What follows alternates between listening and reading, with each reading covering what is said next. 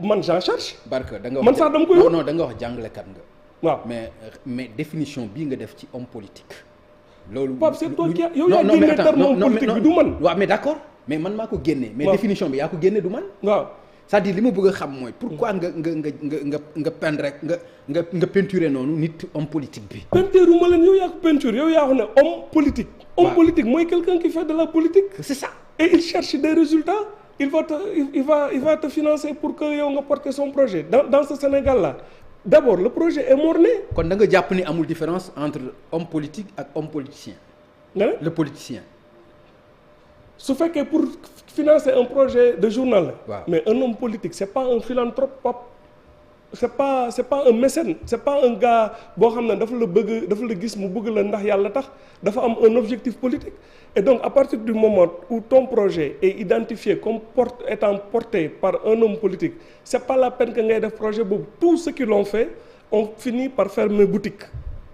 Donc loolu moo tax ma ne la du arrogance dama ne man. ci li ma xalaat respect bi ma jox sama bopp amul homme politique bu ma ñamee ñëw woo naan ma kaay ma financer la pour ngay xool fii ak affaire yooyu non sinon je serais resté dans le groupe Futurs Médias. D'accord léegi mais. kon yaa ngi flirter ak un financier koo xam ni peut-être nekkul homme politique. xam man ban financier laa am actuellement nii. waaw non. sama soxna mooy sama financier salaire am la ñuy dundee leneen ni c'est des consultances maa ngi ciy sant yàlla di ko sant di ko gërëm loolu la ñuy dundee mais je pense que j'ai suffisamment capitalisé dans le pays. de relations que des gens. peut-être qui croient en moi non que des gens dama ne que des gens qui croient en ma petite personne peuvent penser que je peux porter un projet et ñooñu mun naa waxtaan ak ñoom s'ils me proposent des choses intéressantes mais banco wala problème. ok ban genre projet. non c'est un peu difficile quand même pas publiquement toog naan lii mooy sama projet. non mënu noonu depuis bi nga xamee ni aussi bu fekkente ni au moins def nga sa démission. mais xam nga ni grand am na loo teg ba pare démissionné wuloo pour. non tegaguma dara am na lu ma bëgg teg. waaw maa ngi ci tànk yi maa ngi koy. mais lu mel nan par exemple. mais ci média la. mais bien sûr mais loo xam ne bientôt bu soobee yàlla dinañ ko gis. loolu laa bëgg a dégg yàlla defee kii waaw mais c'est ça. mais xam nga aussi c'est pas dans un lieu public ngay toog nga naan lii laa bëgg a def affaire ce n'est ni par superstition ni par cachotterie. mais projet soo koy mënee da nga koy def ndànk yàlla dimbali la ci ba nga jotti maa ngi ci quoi maa ngi kërti maa ngi jóg di daanu di taaba pour jot ci et di jéem a appliquer leçon. projet bind nga ko ba pare. yàgg na. business plan bi pare na bu yàgg. c'est dans ma tête depuis longtemps. financement bi fan la toll. Pape j'essaie d'apprendre li ma jàng ci Youssou Ndour maa ngi koy loolu lay jéem a appliquer. c'est-à-dire. mooy gëm sa bopp. jéem a ñafe.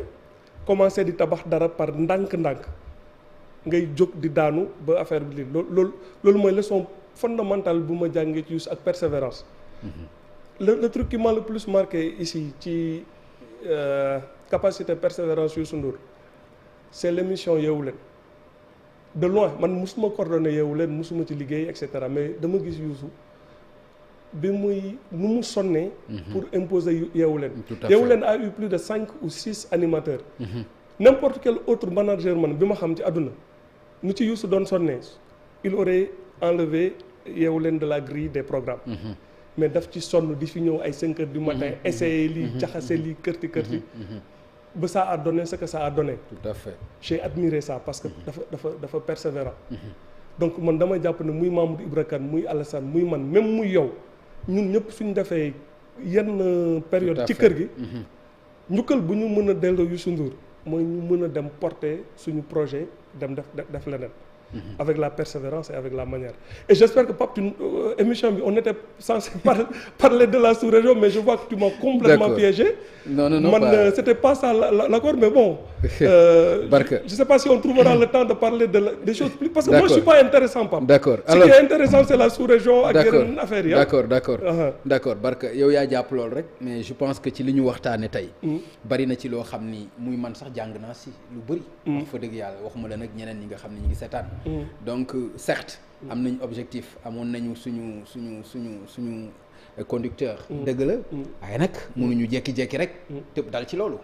c'est d'autant plus que nangul na la ko d'autant plus que quitté nga groupe bi d'autant plus que nit ñi aussi jombul bëgg nañu xam pourquoi nga quitté ko raison yi bëgg nañu xam aussi ndax am nga objectif loolu yëpp bokk na ci li nga xam ni vraiment sama taxawaay la en tant que journaliste ñu faram fàcce ko da nga baax rek papa. alors kon ñu daal di dem ci li nga xam ni moom nga wax c'est important Barka gis nga actualité politique bi notamment li nga xam ni moom moo jot a xew fële ca Ziguinchor dégg nga fa violence bu ñuy tudd ñi ànd ak Ousmane Sonko ak ñi ànd ak Doudou Ka ci ay ëllëgu yoo xam ne ñu ngi xaar ay élections locales ñu jëm ca mais ak ci zone bi nga xam ni foofu la xewee muy Casamance bi nga ko gisee lan nga ci tiré comme enseignement bon ñaawlu ko comme ñëpp ñu ko ñëpp ñaawluwee parce que violence moom condamné rek lañ ci mën quel que soit boor bu mu jógee quel que soit le prétexte am na neneen nu ñu mënoon doxalee lu dul nii et comme tu dis c'est dans une région particulière boo xam ne ñëpp xam nañ lu fa xewoon depuis ay années mu nekk